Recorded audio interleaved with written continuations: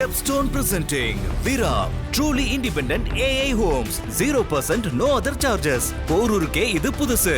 at Kattupakkam Porur.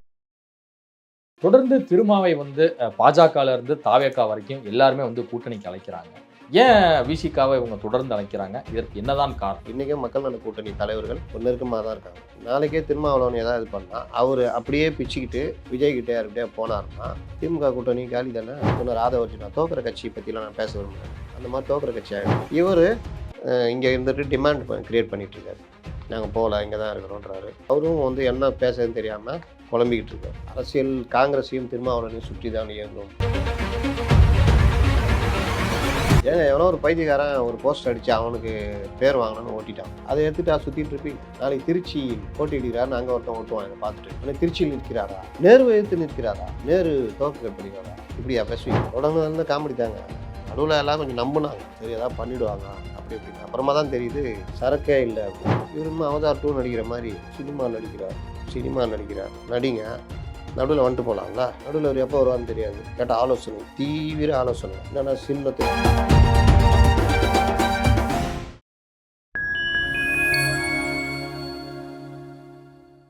நான் உங்கள் சங்கீத் குஹன். நம்ம சிறப்பு நிகழ்ச்சியில் நம்மோடு இணைந்திருக்கிறார் மதிப்பிற்குரிய மூத்த பத்திரிகையாளர் திரு அப்துல் முத்தலிஃப் அவர்கள். வணக்கம் சார். வணக்கம். எப்படி சார் இருக்கீங்க? நல்லா இருக்கேன். தொடர்ந்து திருமாவை பாஜகல இருந்து தாவேகா வரைக்கும் எல்லாருமே கூட்டணிக்கு அழைக்கிறாங்க. ஏன் விசிகாவை இவங்க தொடர்ந்து அழைக்கிறாங்க? இதற்கு என்னதான் காரணம்? அவர் தான் திமுகலே இருக்கிறேன்னு தொடர்ந்து சொல்லிக்கிட்டே இருக்கிறாரு. பட் இருந்தாலும் நயினார் ஒரு பக்கம் அழைக்கிறாரு, இந்த பக்கம் ஆதவ அர்ஜுனா, அப்புறம் தாவேகா சார்பில் பலர் பேசுகிறாங்களே, என்ன காரணம்? நயினார் எப்போ அழைச்சாரு? திமுக அணியிலிருந்து திருமாவளவன் வெளியேற வேண்டும் அப்படின்னு இருக்காரு. நேற்று இரவு திருச்சி ஏர்போர்ட்ல 2 பேருமே சும்மா வழக்கமான சந்திப்பு. அது ஒரு அரசியல் நாகரிகம். அதெல்லாம் நம்ம ஒன்றும் சொல்ல முடியாது. நம்ம ஒரு பத்திரிக்கை அதான் தூக்கி சுற்றுவோம். என்ன பேசினார்கள்? ஒன்றும் பேசியிருக்க மாட்டாங்க. என்னங்க இங்கே வந்திருக்கீங்க, நான் அந்த ஃபங்க்ஷன் போகிறேன், நீங்கள் நான் இந்த ஃபங்க்ஷன் போகிறேன், அவ்வளோதான். அரசியல் பேசினார்கள். 10 நிமிடம் பரபரப்பு. திமுக கூட்டணி விலகுகிறதா விசிகா, இப்படிலாம் போட்டு உருட்டுவானுங்க. ஏன்னா இவங்களுக்கு பரபரப்பு வேணும், அதை தாண்டி ஒரு அறிவும் இருக்காது. அதனால் அதை விட்டுருங்க. இப்போ திருமாவளவன் ஏன்னா திருமாவளவன் தான் எல்லா இடத்துலையுமே உடைக்கிறவர். நீங்கள் 2016 வெளியே போங்கன்னாரு ஸ்டாலின். வெளியே போங்கன்னு சொன்னார். நாங்கள் 200 தொகுதி நிற்க போகிறோம், நீங்கள் வழியை பார்த்துக்கங்கன்னாரு. அப்படியா சொல்கிற? நான் என்ன பண்ணுறேன் பாருன்னு ஒரு டீம் ஃபார்ம் பண்ணார், மக்கள் நல கூட்டணின்னு. இவங்களாம் 5 வருஷம் மறுபடியும் ஆட்சி வர விடாமல் பண்ணார். அப்போ திருமாவளவன் அந்த ஒர்க்கை பண்ணக்கூடியவர். இன்றைக்கும் மக்கள் நல கூட்டணி தலைவர்கள் நெருக்கமாக தான் இருக்காங்க. நாளைக்கே திருமாவளவன் ஏதாவது பண்ணால் அவர் அப்படியே பிச்சுக்கிட்டு விஜய்கிட்டே யாருக்கிட்டே போனார்னா திமுக கூட்டணி காலி தானே. தோக்கிற கூட்டணி ஆகிடும்ல. இவர் சொன்னார் ஆதரவு அர்ஜுனா தோக்கிற கட்சியை பற்றிலாம் நான் பேச விரும்பலன்னு. அந்த மாதிரி தோக்கிற கட்சி ஆகிடும். அதனால் இங்கேருந்து விலகி தோக்கிற கட்சி தாவேகாவோட போய் சேர்ந்தாங்கன்னா அது கொஞ்சம் பலமாகிடுச்சுன்னா யார் கலையாக பிடிச்சி இழுத்து விடும். திமுக கண்டமாகிடும். லாஸ்ட்டில் யார் ஜெயிப்பா? நமக்கு இது என்டிஏ ஜெயிக்கிற மாதிரி போயிடும். அதனால தான் பலரும் கூட்டணி கூப்பிட்டுட்டு இருக்காங்க, இது பண்ணுறாங்க. இவர் இங்கே இருந்துட்டு டிமாண்ட் கிரியேட் பண்ணிகிட்ருக்காரு. நாங்கள் போகல, இங்கே தான் இருக்கிறோன்றாரு. அவருக்கு கதவை சாத்திட்டேன், இவருக்கு கதவை சாத்திட்டேன்றாரு. அவரும் என்ன பேசுறதுன்னு தெரியாமல் குழம்பிக்கிட்டு இருக்காரு. அதுதான் பிரச்சனை. அதனால் திருமாவளவன் அரசியலில் நான் பல தடவை போன வருஷம்லாம் சொல்லியிருந்தேன், அரசியல் காங்கிரஸையும் திருமாவளவனையும் சுற்றி தான் இயங்கும் தேர்தல் அரசியல். இந்த தடவை கூட அப்படி நடக்க வாய்ப்பு இருக்குது. வாய்ந்த ஒரு ஃபேக்டரில் காங்கிரஸும் விசிகாவும் இருக்கா. தாவேகாவை சுற்றி இயங்கும்னு நினச்சோம். ஆனால் அவங்க கதவை பூட்டிக்கிட்டு அவங்களுக்குள்ளேயே சுற்றின்னு இருக்கிறாங்க. உள்ளுக்குள்ளேயே இந்த கைப்பிடிச்சி சுற்றின்னு இருப்பாங்களா, சின்ன சின்ன பசங்க விளையாடுமே, அந்த மாதிரி உள்ளே விளையாடிட்டு இருக்கிறாங்க. இல்லை பூத் கமிட்டி மாடு போடுறாங்க, அடுத்து வேலூரில் நடத்த போகிறாங்க. ஆமாம் போடுறாங்க. அது ஒரு பயங்கர வீழ்ச்சியாக இருக்குது. அது ஒரு பயங்கர வீழ்ச்சி ஏற்படுத்தும். அது ஒரு அரசியல் மாற்றத்தை கொண்டு வரும். காமெடிங்க, குழந்தைத்தனமான சின்ன பிள்ளைத்தனமான இது. ஒரு கட்சி தொடங்கினா 10 மாநாடு போட்டிங்களா, 10 பொதுக்கூட்டம் போட்டிங்களா, பேசுனீங்களா, ஒரு பரபரப்பு ஏற்படுத்தினா, மக்கள்கிட்ட சில விஷயங்களை கொண்டு போனாங்க.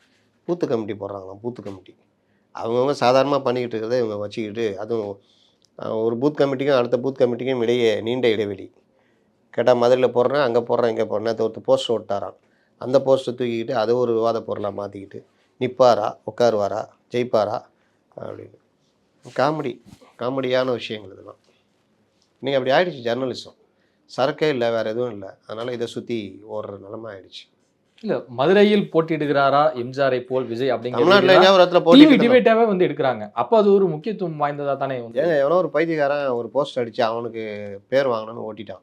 அதை எடுத்துகிட்டு சுற்றிட்டு இருப்பீங்க. நாளைக்கு திருச்சியில் போட்டியிடுகிறாருன்னு அங்கே ஒருத்தன் ஓட்டுவான். இதை பார்த்துட்டு உடனே திருச்சியில் நிற்கிறாரா, நேரு எதிர்த்து நிற்கிறாரா, நேரு துவக்கப்படுவாரா, இப்படியா பேசுவீங்க?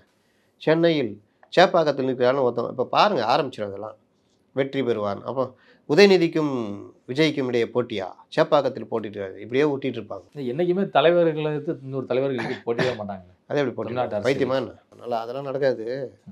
விஜய் எங்கே போட்டிடுறா? தமிழ்நாட்டுக்குள்ளே எங்கேயாவது ஒரு இடத்துல போட்டிட்டு தானே ஆகணும். இறந்து போனாலும் ஏதாவது ஒரு தொகுதி நின்று தான். அப்புறம் கமல்ஹாசன் மாதிரி ஆகாமல் இருந்தால் சரி.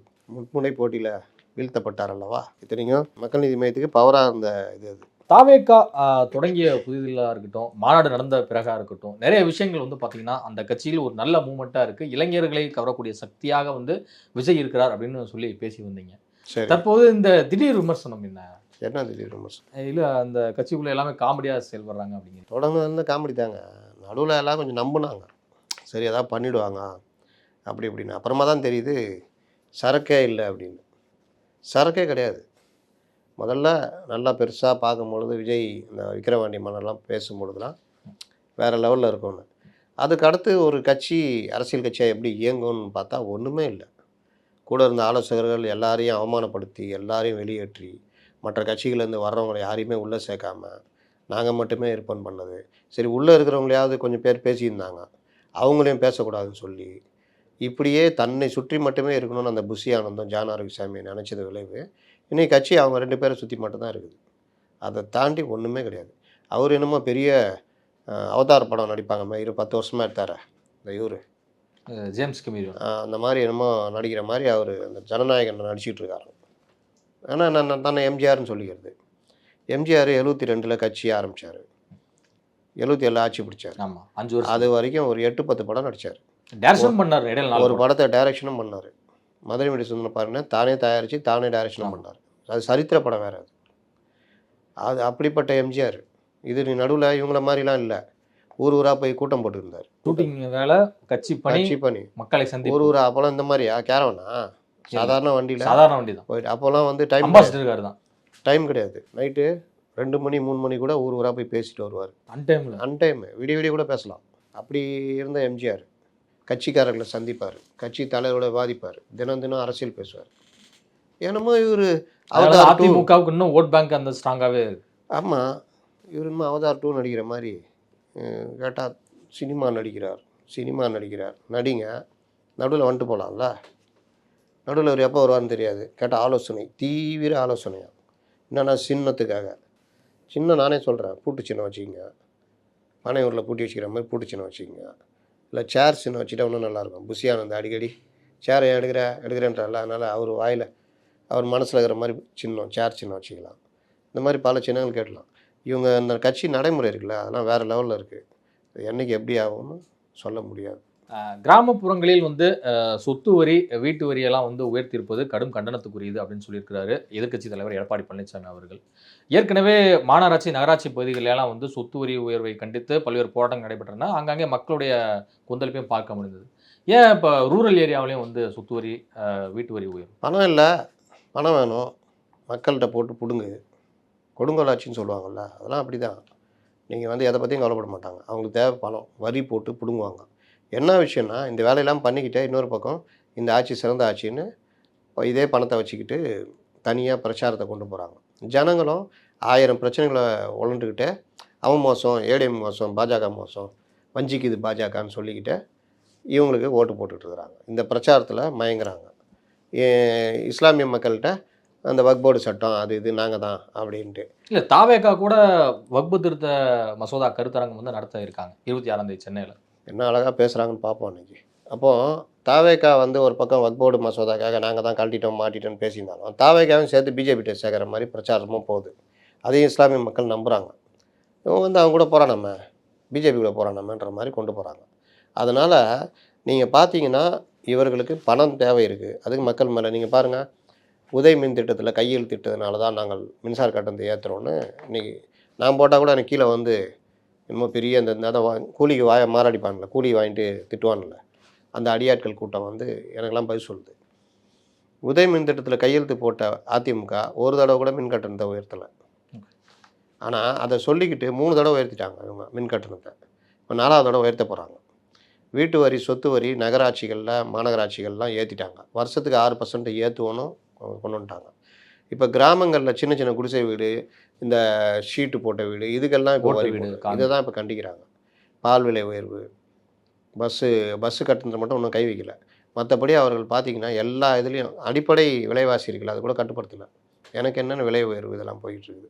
இன்னும் பெருசாக அந்த விளம்பரம் திராவிட மாடல் ஆட்சி ஆகுதுன்னு ஜனங்க கடுமையான கோபத்தில் இருக்காங்க. சாதாரண கோபத்தில் இல்லை. நீங்கள் இயற்கை வளத்தை சுரண்டுறதுலேருந்து இல்ல மக்கள் நலத்திட்டங்களை வந்து அதிக அளவில் செயல்படுத்தணும் அப்படின்னா மக்களிடமிருந்து வரி வருவாய் வந்து அரசுக்கு நீங்கள் தேவை. ஏதாவது சொல்லுங்கள், மக்கள் நலத்திட்டம் சொல்லுங்கள், என்ன செயல்படுத்துகிறாங்க சொல்லுங்கள். இலவச லேப்டாப் கொடுத்தாங்களா? மாதந்தோறும் மின் கட்டணம் பண்ணாங்களா? பால் விலை வந்தோன்னே கையெழுத்தில் குறைச்சாரு, அதுக்கப்புறம் ஏறிக்கிட்டே போகுது. இன்னை வரைக்கும் அதை பண்ணாங்களா? மின் கட்டண உயர்வில் ஏதாவது முடிவெடுத்திருக்காங்களா? ஆண்டுதோறும் இத்தனை 1000 பஸ்ஸுன்னு இறக்கணும், அதெல்லாம் இறக்குனாங்களா? வீட்டு வரி, சொத்து வரி, இது எல்லாத்தையும் ஏற்றிட்டு தான் போயிட்டுருக்காங்க. சாலை வசதிகள் மேம்பட்டிருக்கா?